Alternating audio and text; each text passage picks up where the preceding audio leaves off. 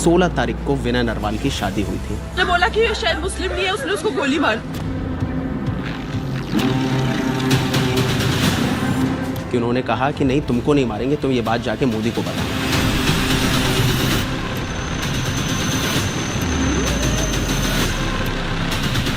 हम हिंदुओं से अलग हैं। हमने पाकिस्तान क्यों बनाया ये हमारे लोगों को भूलना नहीं चाहिए। तो जो हमारा चाय वाला है उसने क्या बोला कि सर हमारे 28 लोग मार दिए, हम लोग कुछ कर रहे हैं या नहीं कर रहे हैं। On Kashmir is absolutely clear. Leave our Kashmiri brethren in their heroic struggle, what they are waging against the Indian occupation. 2024 में जम्मू कश्मीर में 70 से ज्यादा आतंकी घटनाएं हुई और इनमें से 65% से अधिक मामलों में आतंकियों को कुछ घंटों या दिनों के लिए स्थानीय सपोर्ट मिला।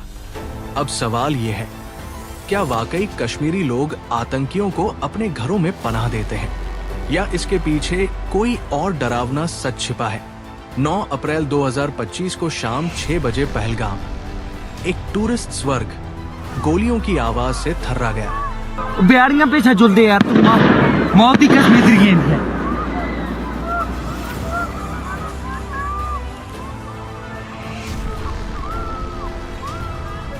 ये वही जगह है जहां हर साल अमरनाथ यात्रा निकलती है। इस हमले में 4 जवान शहीद हुए, 6 घायल। जांच में सामने आया, हमलावर फॉरेन ट्रेन मिलिटेंट्स थे जो लाइन ऑफ कंट्रोल पार करके 3 से 4 दिन पहले ही घुसे थे। अब सवाल ये है कि वो इतने दिन छिपे कहां रहे। एनआईए की शुरुआती जांच में चौंकाने वाला खुलासा हुआ। आतंकियों ने 2 रातें एक बुजुर्ग महिला के घर में बिताई थी।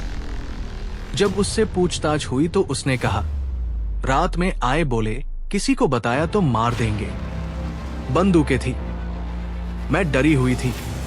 उसकी आंखों में डर था, लेकिन उस डर की जड़ सिर्फ आतंकी नहीं थे। वो डर उस सिस्टम का था जो कभी प्रोटेक्ट नहीं करता, सिर्फ शक करता है। The forefathers, they thought that we are different from the Hindus in every possible aspect of life. Our religion is different, our customs are different, our traditions are different, our thoughts are different, our ambitions are different. That was the foundation of the two-nation theory that was laid there. 2017 से 2024 तक कश्मीर में 150 plus आम नागरिकों की हत्या सिर्फ इसलिए हुई क्योंकि उन्होंने सुरक्षा एजेंसियों को सूचना दी। जी हाँ, सूचना देना यहाँ जानलेवा बन चुका है। जब जान का खतरा हर दरवाजे पर हो, तब सच्चाई बोलना बहादुरी नहीं, आत्मघाती कदम होता है। अब सोचिए, आपके गांव में रात के अंधेरे में बंदूकधारी आकर कहे, बताया तो पहले तेरे बच्चों की लाश गिरेगी। क्या आप तब भी पुलिस को फोन करेंगे? शायद नहीं।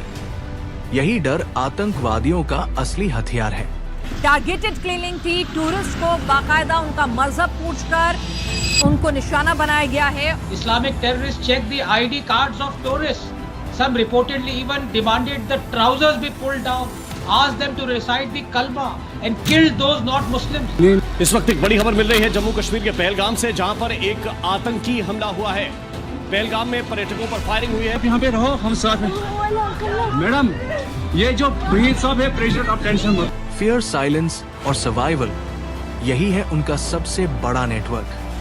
पर क्या सभी लोग मजबूरी में चुप रहते हैं?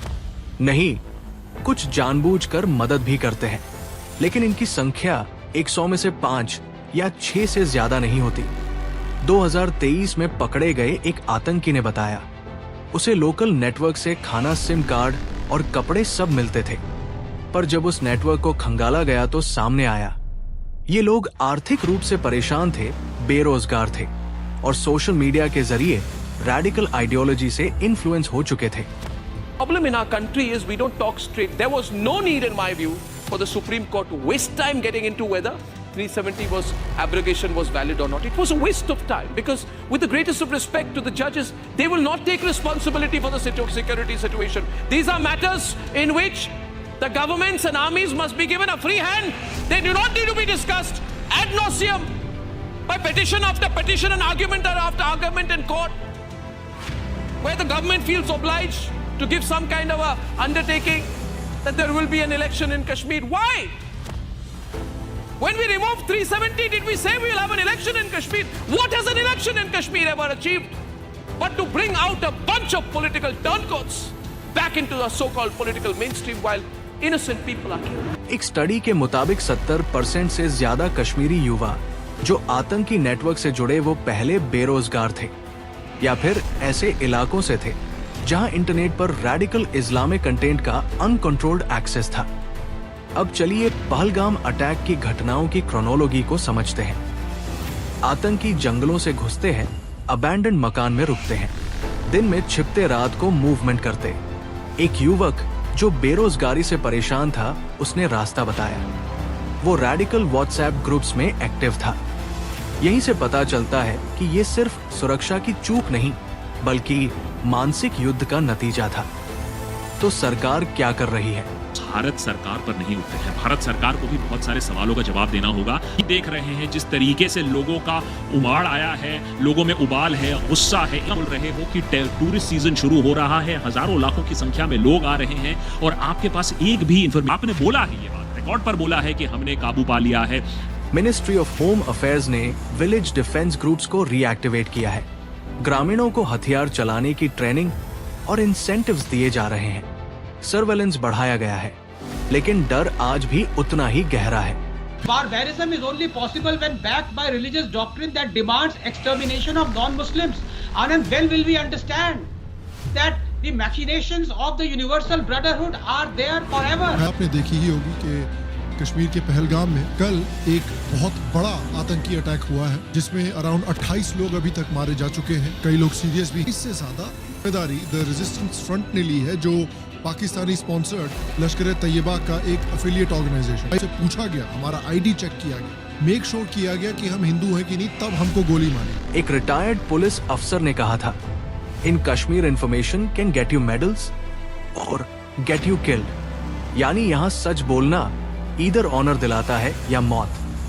दूसरा पहलू ये भी है, कई बार आतंकियों को शरण देने वाले लोग अपनी धार्मिक या वैचारिक पहचान के कारण भी ऐसा करते हैं, मगर ये बहुत छोटा प्रतिशत है। असली जड़ है डर, सामाजिक दबाव और आइसोलेशन। क्या कोई सल्यूशन है?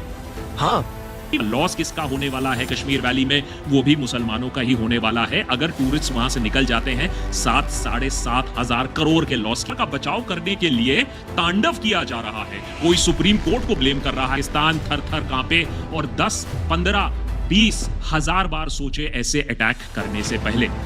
सबसे पहले स्थानीय कम्युनिटीज को सिर्फ इन्फॉर्मर्स नहीं, स्टेक होल्डर्स बनाना होगा।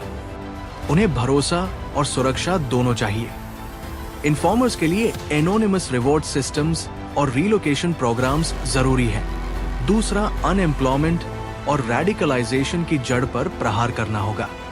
उसने उसको गोली मार दी। यहाँ पे उसने बोला कि ये शायद मुस्लिम नहीं है, उसने उसको गोली मार दी। 26/11 कसम आपके देश से आया है, रिकॉर्डेड है, आपकी मीडिया ने कवर किया। बोला कहा हमें नहीं मालूम है। पुलवामा आपको नहीं मालूम है, उरी आपको नहीं मालूम है, दाऊद आपके यहाँ नहीं था। जिस तरीके से सटीकता से इस अटैक को प्लान किया गया था, टूरिस्ट को टारगेट किया गया था। अगर कोई युवक स्टेबल जॉब करेगा तो उसके लिए बंदूक थामना आखिरी विकल्प होगा। तीसरा, एजुकेशन और काउंटर नैरेटिव्स के जरिए ऑनलाइन रेडिकलिज्म को काउंटर करना होगा। 2023 में एक एनजीओ की रिपोर्ट के अनुसार जिन इलाकों में यूथ क्लब, स्पोर्ट्स और करियर गाइडेंस प्रोग्राम्स चल रहे थे, वहां आतंकी भर्ती 40% तक कम हो गई। आखिरी बात, मीडिया और सरकार दोनों को ये समझना होगा कि हर कश्मीरी को आतंकी बताना उस जहर को फैलाना है जिससे आतंकवाद पनपता है। जो लोग आज चुप हैं, कल उन्हीं की आवाज हमारे देश को बचा सकती है, अगर हमने उन्हें सुना, समझा और सुरक्षा दी। पहलगाम हमले ने एक बार फिर दिखा दिया कि आतंक सिर्फ बॉर्डर से नहीं आता, वो घर के भीतर भी पनपता है डर और खामोशी की शक्ल में। अगर आप भी चाहते हैं कि भारत का हर कोना पहलगाम जितना शांत और सुंदर हो, तो इस वीडियो को शेयर करें और कमेंट में बताएं कि क्या आप ऐसे किसी सल्यूशन पर विश्वास रखते हैं, क्योंकि कुछ नहीं कहना सबसे खतरनाक होता है।